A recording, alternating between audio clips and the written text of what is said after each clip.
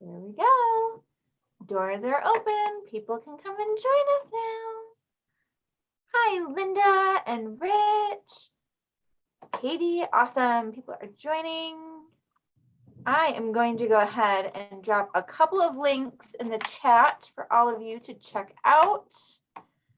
The links are to purchase the book, because if you haven't done so, you should probably go do that. And we'll give everybody a couple of minutes to come in and get settled and situated. Okay, Friends, on my side, it's frozen. I am, Dr. Jelks, we Am I can still see you frozen? and hear Am I you. the one disabled?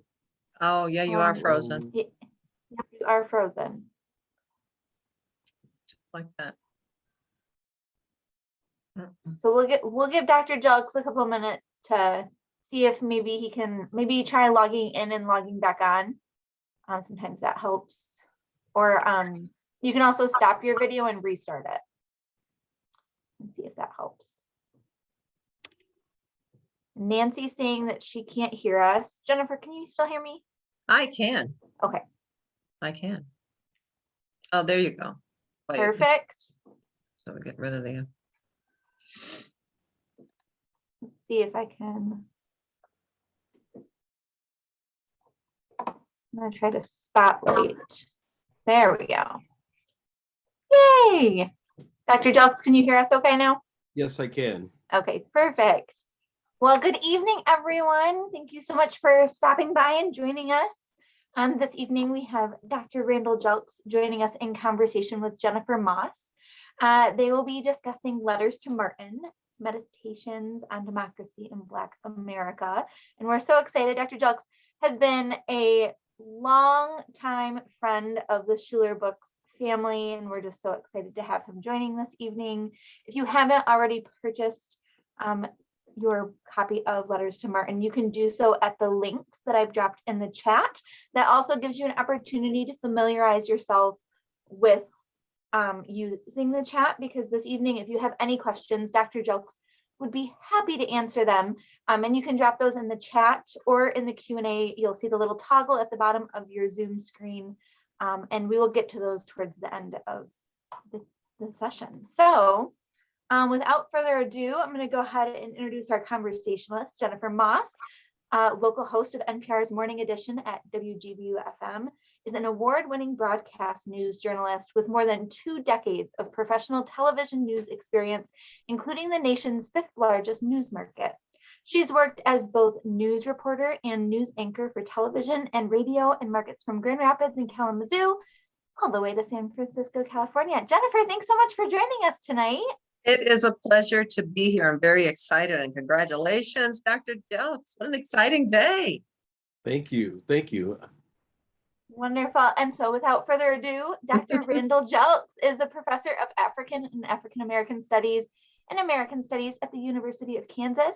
He is the author of 2 award-winning books, African Americans in the Furniture City, The Struggle for Civil Rights, Struggle in Grand Rapids, and Benjamin Elijah Mays, Schoolmaster of the Movement, a biography, as well as Faith and Struggle in the Lives of 4 African Americans, Ethel Waters, Mary Lou Williams, Eldridge Cleaver, and Muhammad Ali. Jelks has recently contributed to a collection of essays titled 42 Today, Jack Robinson and His Legacy, edited by Michael Long. His writings have appeared in the Boston Review, the Los Angeles Review of Books, as well as blogs, journals, newspapers, and periodicals. He is the co-editor of the academic journal American Studies. Jelks serves as the executive producer for a documentary film, I Too Sing America, Langston Hughes's Unfurled, directed by Kevin Wilmette, the 2019 Academy Award co-winner for Best Screenplay Adaptation, Black KK Klansman. Thank you so much, Dr. Jelks, for joining us. Thank you. All right, I'm happy to be here. I am going to disappear and let you guys have your wonderful conversation, and I'll come back at the end for questions. Okay, thank you. I want to say again, Dr. Jelks, it's a pleasure to be here to talk about your book launch. And of course, we're just days, less than a week away from Dr. Martin Luther King, from the holiday for Dr. Martin Luther King. So this, of course, is very fitting. Again, congratulations to you. Thank you. Thank you. I'm happy. I'm always happy when a book comes out. Absolutely. I bet you are. So this Yeah. is fun. This is So, the closest as a man I have come to birthing children. this is, it was like, yay. It's a wonderful thing. Yeah. So your book, Letters to Martin, Meditations on Democracy in Black America, was written, some say, evoking Dr. King's letter from the Birmingham jail. You're writing letters to Dr. King, looking at democracy and the struggles therein. And so let's start with the basics. Did all of this come about as as a result of your speech at Elmhurst College to the students there, for them to know the struggle to live democratically is lifelong, or perhaps was it something that was kind of just stirring inside of you for some kind of message or a conversation you wanted to have? Well, yeah, I mean, first of all, I got invited by the school to speak on Martin Luther King Day in 2017, just right after former President Trump was inaugurated.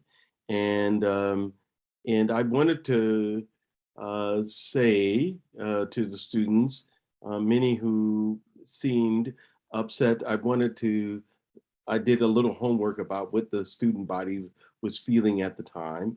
And I wanted to go in with something positive, that democracy is something that we always struggle to have, always struggle at the table. And so I approached this like the letter to Birmingham jail.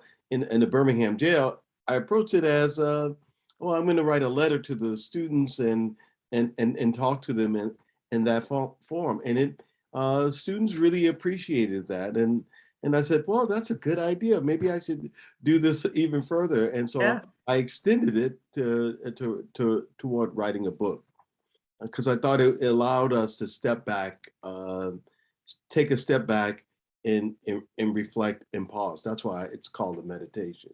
Meditation, absolutely, because it's a murmur to really concentrate and to look at that. So how do these meditations, these letters, impact or perhaps reflect how you're dealing with or have dealt with democratic struggles and your spirituality? Could you talk about that in the book, especially during the current climate in the United States? Yeah, well, one of the things that I was reflecting on is that being democratic is not simply procedural, right? I mean, we have laws, and we should have laws. And you know, from being a reporter, you focus on what's happening in the state legislature or the mayor's seat. But there also is a side of democracy that is an emotional and I would dare say a spiritual commitment that you want to live, giving people dignity, all people dignity, and that's missing in our culture today. I think there's just simply people gaming in power, but not really making the commitment to democracy itself. It's to the political machinations, it's to interests, but not a commitment to democracy itself. And that's where the emotional, spiritual power comes in. And I grew up, like so many people my generation, as a boomer in the South, in New Orleans, where religious faith is an important thing. I mean, I guess in a city where you don't bury people below ground, everybody's really buried above ground. You have to think about the matters of life and death, even early on as a child, walking past a cemetery to go to school. So there is something really important and spiritual about our lives, not just the material and the consumer base of our lives. And as we go a little step further on the spirituality piece of it, you also talk a lot about hope, and about that spirituality. And as people engage in democratic struggles and whatnot, is hope really the center or core of this book? Yes, absolutely. You know, again, my ancestors all came to Louisiana in all kinds of different forms. I'm very, one set of ancestors was sold by Georgetown University into Louisiana. Others, a set of ancestors were brought down from Virginia into Louisiana, as they said in the times of slavery, sold down the river. Others came via the French as the Haitian Revolution began on the island of Haiti. So these people all maintained through a life of it. They had to endure, and they had to endure slavery, and then they had to endure 90 years of Jim Crow. I remember my grandparents voting for the first time in 1965 after the Voting Rights Act. So they maintained a hope. And they maintained a hope that, you know, their grandchildren would go to college. They maintained a hope that their friends and neighbors would have a decent wage. So that hope is really at the core of much of what we call, quote unquote, the Black experience. Because sometimes it's not tangible realities, but it is a hope and aspiration. And that's what I wanted to convey. And you have to continue to do that. And I want to talk a couple specifics in a couple of chapters. So in the first chapter, Network of Mutuality, you mentioned Dr. King's sermon, Remaining Woke Through a Great Revolution. And you mentioned now young people use that phrase, stay woke, without really knowing perhaps where it came from. Do you think that the letters, your meditations, will provide an opportunity for young people reading this to become, or in some cases, stay woke, as they say? Yeah, I'm with them. They should stay woke. Mhm. I don't see that as a pejorative at all. I think they should understand what's going on in the world, and they should understand what's going on in their political realities. So yes, stay woke is a good term. And King used that to Morehouse graduates. He spoke that to Morehouse graduates, and he said, look, we could become like Rip Van Winkle and sleep through a great revolution and not know that there's change. So I say it's a good thing that they stay woke. And that's one of the things I thought about, that he was intentionally asking young people not to be mean-spirited, but to be aware that of what's going on in all the worlds around them. I found it interesting, and I never knew that he had that sermon, Remaining Woke. And since that is one of the catchphrases these days, I just, the parallels of Dr. King is just amazing when you look at some of the history and the things that he said and the things that are happening now, and just how they all come together, which of course is what you're doing with the book. So looking at chapter 2, then, the highest ethical ideal, you talk about King being kind of thrust into the globally televised boycott in Montgomery. And in your writing, you said, Black Montgomery demonstrated to the world the kind of democratic valor we continually need. And you said the bus boycott there teaches us that democracy is a life discipline first.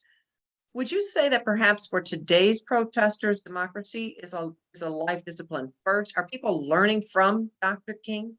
Oh, I think so. I mean, I think the Black Lives Matter is kind of decentering. It was local and different cities, different kinds of leadership. I think absolutely they've learned from Dr. King, even if they don't know they've learned from Dr. King, because Montgomery was a local struggle, and Montgomery, the people of Montgomery ran their meetings like Robert's Rules of Order, and they voted when they had to make changes, and the leadership brought the issues to the people. So it was a highly democratic protest, and that's a wonderful thing, and we take it for granted. Yeah. So in a revolution of values, you talk about King's description of the giant triplets of racism, materialism, and militarism, or the holy trinity of U.S. governance. And King called for a revolution of values.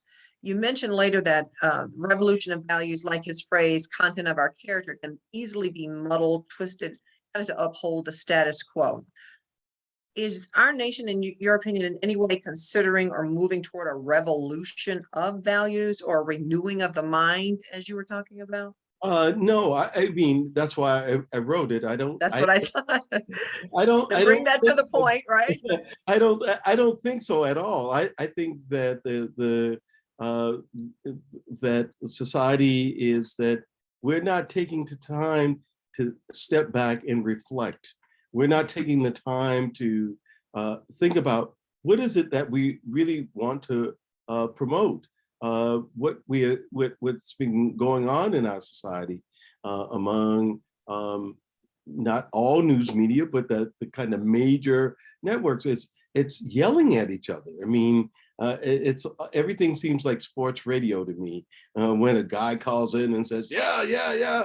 But the real revolution of values is to think about what we're doing, think about what the laws we're putting down, be considerate, and not in simply what people in West Michigan say, West Michigan nice, but being considerate means having some a considered judgment why you are for something or why you're against something without yelling. And maybe we will disagree and maybe we'll have to negotiate that out, but that is done with respect and mutuality. Yes, absolutely. And so, looking at chapter 2, the high ideals, Dr. King's high ideals, it reminds you that the social order we desire is one at peace itself. You call it our highest ethical ideal. And as you reflect on these, and you were kind of talking about that mutual respect, as you reflect on these meditations and look at our world today, are we moving in a direction at all for our social order? Or is that still back to what you were saying a moment ago? No. I think human beings have never moved in that. I think that we attempt to, and we always, that's why it's a struggle. Being democratic is a struggle because we're always attempting to, and people are always, individuals, groups, always want to game the system to their advantage. I mean, so it's always a struggle, but my grandfather used to say, you don't stand for something, you're gonna fall for anything. And I think that's the ideals. You have to have some cutoff points for what you will do in life. And that's really, really important. And that's the ideals. And King's ideal was that the United States wasn't an inclusive society. While we can honor George Washington, we must admit that George Washington was a slaveholder and that women and people enslaved were not a part of the country. And if you didn't own property, you weren't a part of the country. You didn't have a right to participate in the political process, which meant you didn't have a right to say anything about what would happen to you. Martin Luther King is radically democratic because he says, we are all God's children and we all deserve to be, and we all deserve to be protected by laws. Mm-hmm. A lighter hearted question here. So much goes into writing a book, especially when you're dealing with so many historical references. And I know that's what you do.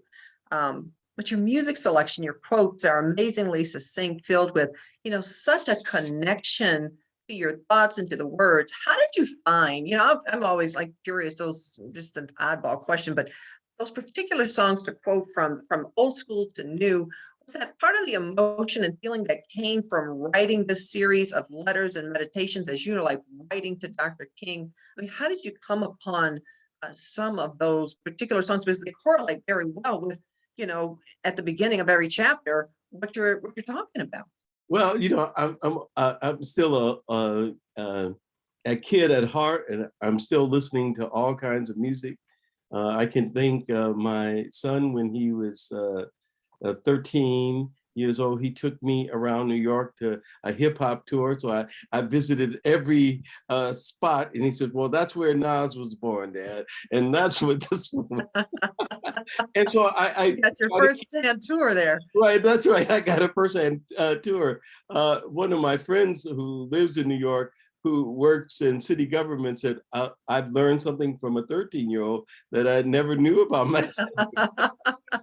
But music, I'm a child of New Orleans, and where you walk down the street and you hear music being played and jukeboxes being played, and it is totally different than Grand Rapids in that it's really, really cultured. And I love Grand Rapids, don't mind you, but New Orleans is very cultured. And so I heard from classical music to the blues, and so music has always been a part of how I connect with students. That's one of the first questions I always ask. So what do you listen to? And they always want to give me a nice version. And I was like, no, what do you really listen to? What do you really listen to, right? Yeah, what do you really listen to? And so it connects. And I, because I love music, all kinds of music. I even served on the symphony board here at one time. That I wanted to connect this to music. And I really borrowed from the great scholar W.E.B. Du Bois in Souls of Black Folks, that at the beginning of all of those essays in Souls of Black Folks, he then had hymns at the time in musical lines. And I thought, oh yeah, that's a way of connecting, but I wanted more contemporary. Du Bois would not have appreciated some of you are referencing. So I wanted Maybe both not. hymns and the blues and hip hop and so forth. Yes. Absolutely. Yeah, that's good. So in speaking some of that emotion, let's talk about you writing this book. You're taking current day democratic issues, the struggle that you compare to Dr. King's day, and you write these letters, these meditations to Dr. King. How emotional was it? And maybe perhaps it wasn't. I don't know, but I would think, because as I read it, how emotional was this experience? It's historical, but it's heartfelt. What was it like to kind of delve in and jump into this and write this? Once you figured out at Elmhurst, this is how I want to proceed with this particular book. What was that like? Well, it takes you down memory lane for me. So again, dating myself, I was born in '56 when Dr. King was assassinated. I was 11 years old. I have a late birthday at the end of September. So I was 11 years old. And I went back. I was still in the South then. And I went back to what my teachers had said that day, how my mother felt that day. And I, just kind of did some remembering and charting out all those things. And what I will say is that the assassination of Martin Luther King Jr. for me as an individual it sort of forced me to come to sort of political consciousness very early. I start reading about more going back and reading about the 7-Day War in 1967, the Israelis and the Palestinians. I started understanding the war in Vietnam because I had older first cousins who were in that war. And so all of those things started to come together, and it became a way of understanding the world. So for me, it was very, very moving. And I was trying to be, because I wrote this for a generation that the millennials, the Gen Zs, and whatever else group we have after them, that for them to know that this was honest wrestling with this, and they don't often see boomers doing that in a way that reaches to them, and I wanted to reach to them and move them. Okay, and so you took it from square one, from Elmhurst all the way through, and really kind of connected your own personal history to the correlation of Dr. King and all of things that he said and talked about. I want to remind everyone to make sure, if you have any questions, I've got a couple more questions, but in the chat or the question and answer section, if you'd like to submit a question for Dr. Jelks, please do so, and we can have that conversation shortly. I want to talk about chapter 10, Growing Up King. I want to have a little setup here. So you write about there was trauma for those, as you mentioned, living as the children of the civil rights generation.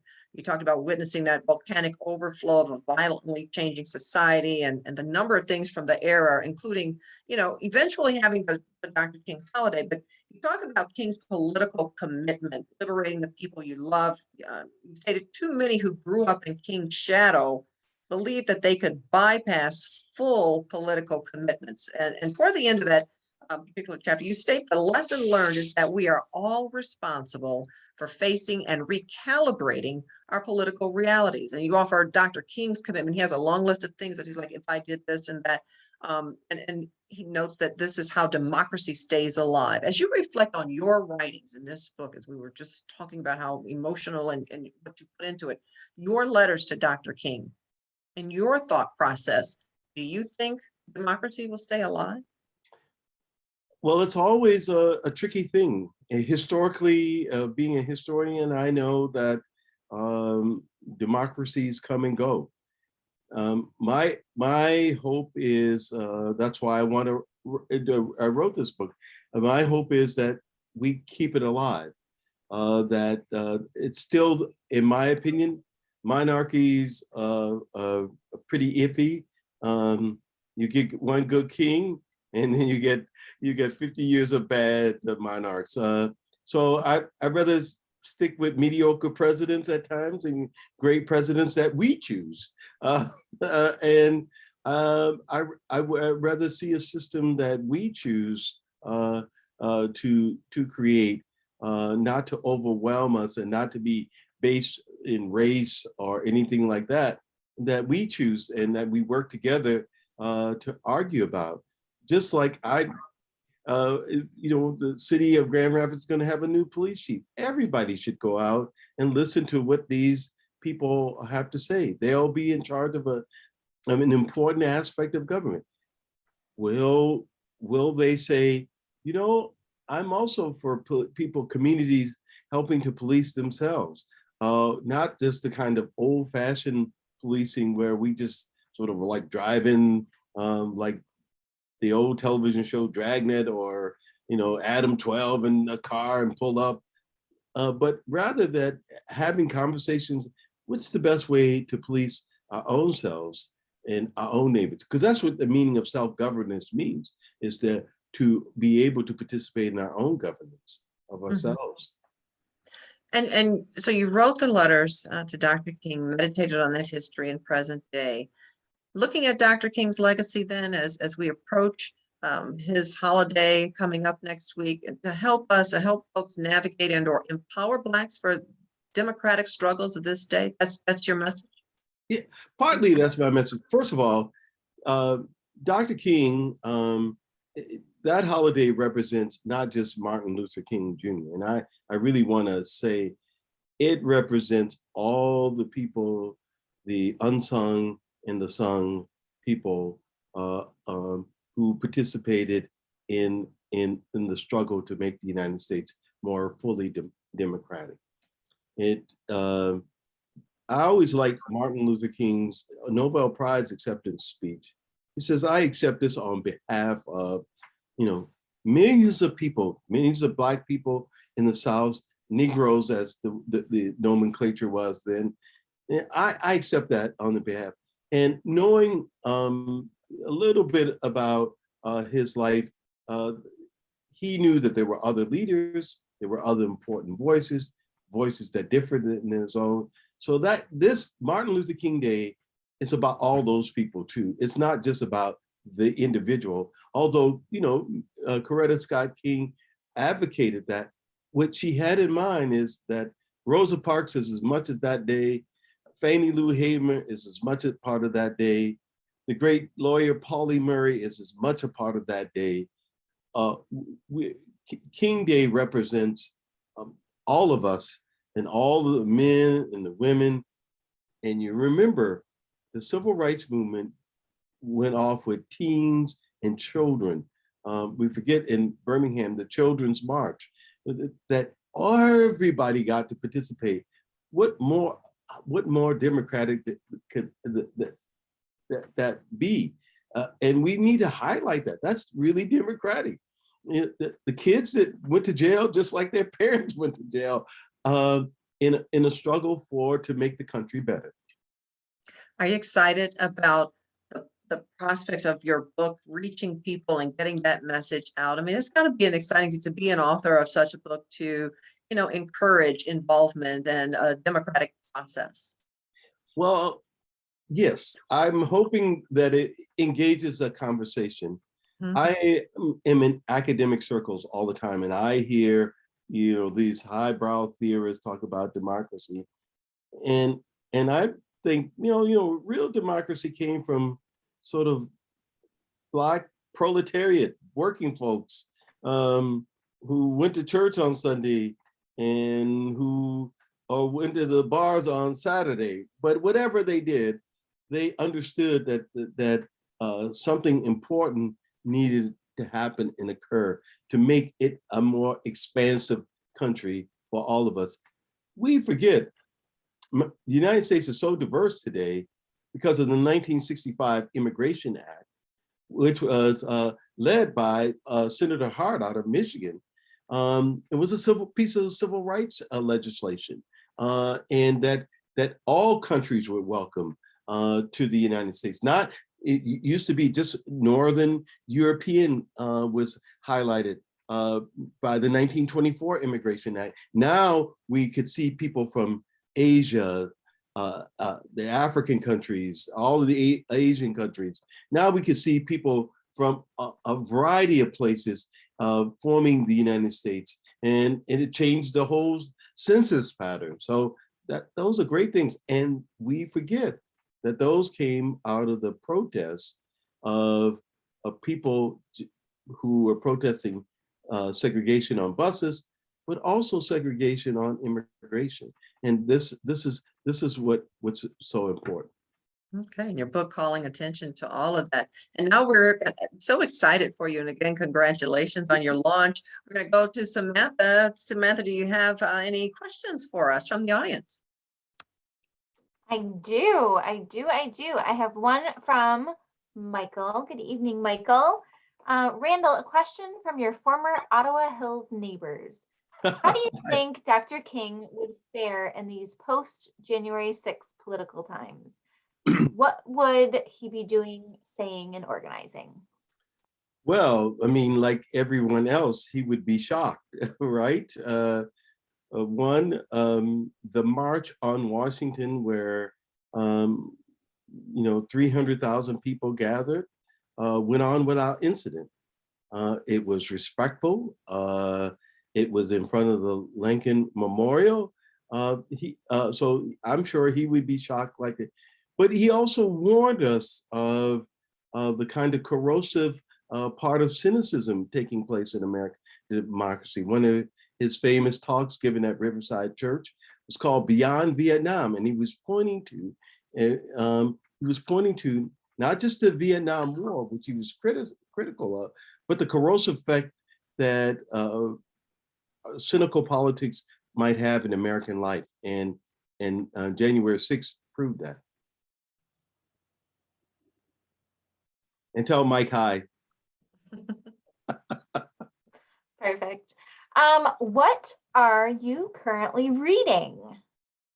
Oh boy, I read everything. Let me see, what am I currently reading? A big fat novel by a friend and a colleague, Honoré Jeffers, called Songs of W.E.B. Du Bois. It's a big fat novel.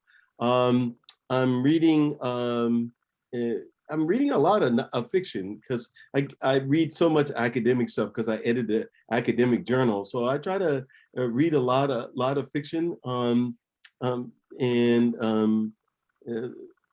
waiting for my friend. I have these friends who are novelists, Tyree Jones, to come out with a new novel because she makes me laugh and weep at the same time. So novels primarily is what I'm trying to read. But I'm always stuck with some history here and there. Yeah, I just finished a big fat book on Africa and the Making of the Modern World by Howard French. So yeah. Staying busy. Well, And then what's next for you? What do you got coming down the line? well, I got coming down the line. Crazy enough, when I went to the University of Kansas, I met filmmakers. My colleague Kevin Wilmot and I are working on a documentary on the poet Langston Hughes, and I'm going to write a small book on Langston Hughes. I hope to accompany the documentary. And then I'm working on another documentary with one of my other colleagues, Bob Hurst. Um, and and so I've gotten into this documentary film world, uh, and so I really enjoy it. And I figure there has to be more voices than Ken Burns or Stanley Nelson. So I really have enjoyed being on that side of learning how to be a producer of these things. That's got to be fun for you. That's got Oh, to it be fun, is. It delving is. into something different, a little different. Oh yeah, it's different form of Presentation. storytelling. Absolutely. Because you have to. Well, you're from television world. It's really, for me. I mean, long words, but you have to show things in film and in ways that you can't do with writing. So it's challenging, and the challenge of filmmaking is raising money.